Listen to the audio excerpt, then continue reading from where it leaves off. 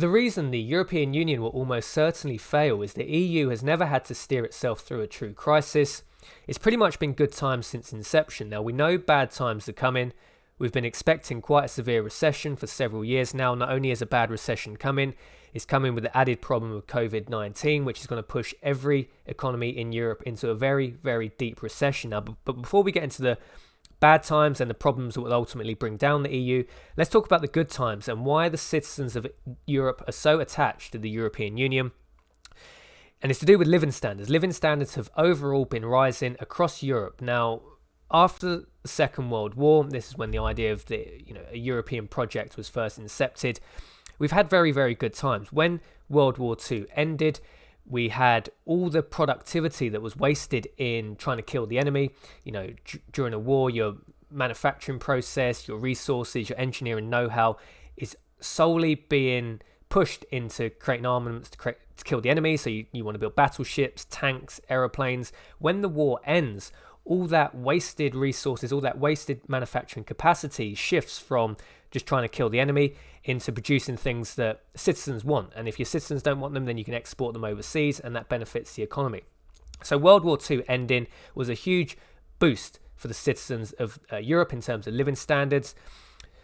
Since about the late 50s, early 60s, government debt has rapidly started increasing across Europe. This again increases living standards. You're basically borrowing from tomorrow to pay for today. So large infrastructure projects, lowering unemployment.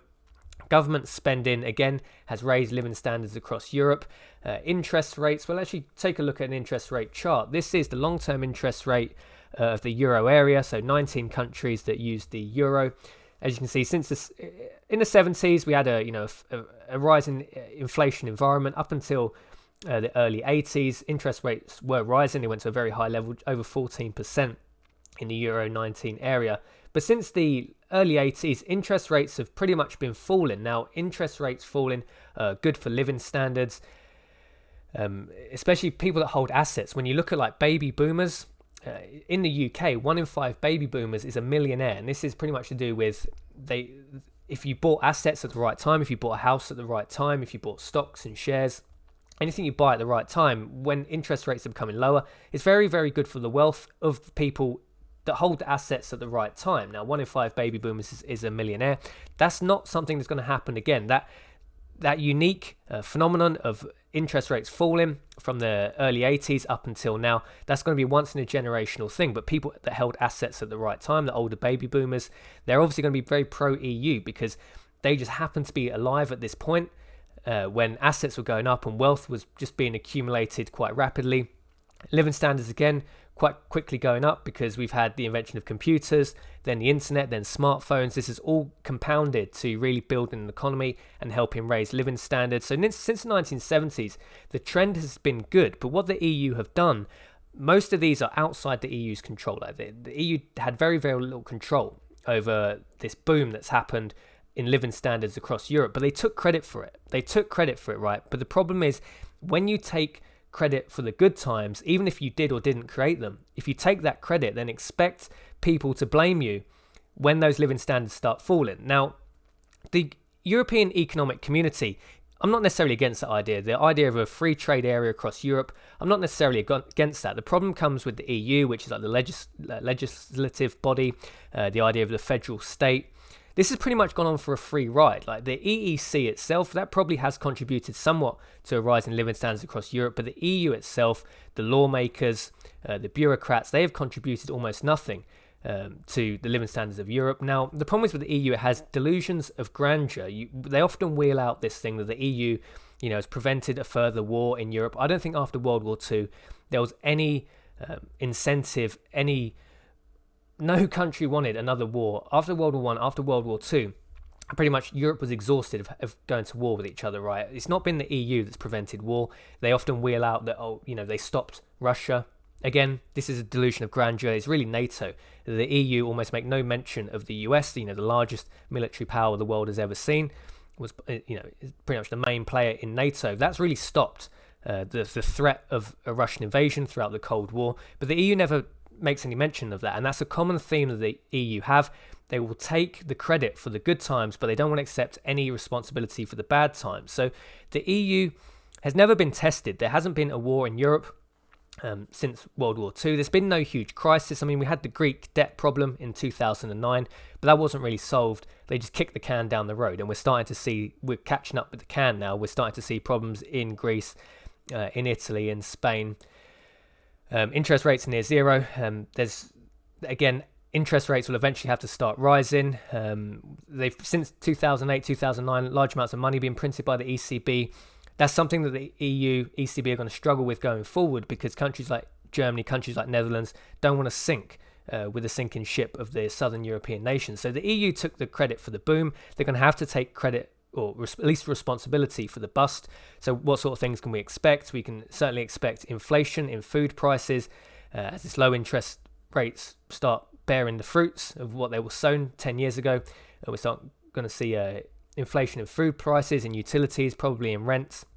Eventually, interest rates will have to rise, so people are going to start struggling paying their mortgages. Government debt is not only is it maxed out, we're starting to see European nations probably tipping into default. You're talking Italy, which is very much in the newspapers at the moment, but also include Portugal, Spain, Greece, are all in that mix. There's going to have to be large amounts of austerities if the Euro project, if the monetary union, especially the Eurozone, is to survive. The northern European countries, Holland, Germany, will have to impose massive austerity on the nations such as Italy. And are they really going to stand for that? Certainly Italy has very good prospects if it was to leave the EU, has large amount of gold reserves, has just a lot of the prospects for Italy now are better outside of the EU than in it. Expect populism to start rising. We've seen this with the Gilets jaunes in France. We're going to start seeing populist parties rise in Europe. That's something that's been happening over the last few years. Only expect that to get worse. The ultimate thing that European citizens have to understand is their children are facing lower living standards than the parents themselves had, and that's pretty much a unique twist in modern history, certainly post-industrial revolution. We've never seen a period where parents had a better standard of living than their children. Now, are the people of Europe going to accept this? Are they going to accept the terms imposed by the EU, by the ECB on them? Or are they just going to say, look, we're not doing this anymore. We're better off on our own, and just withdraw out of the project, especially withdrawing out of the euro.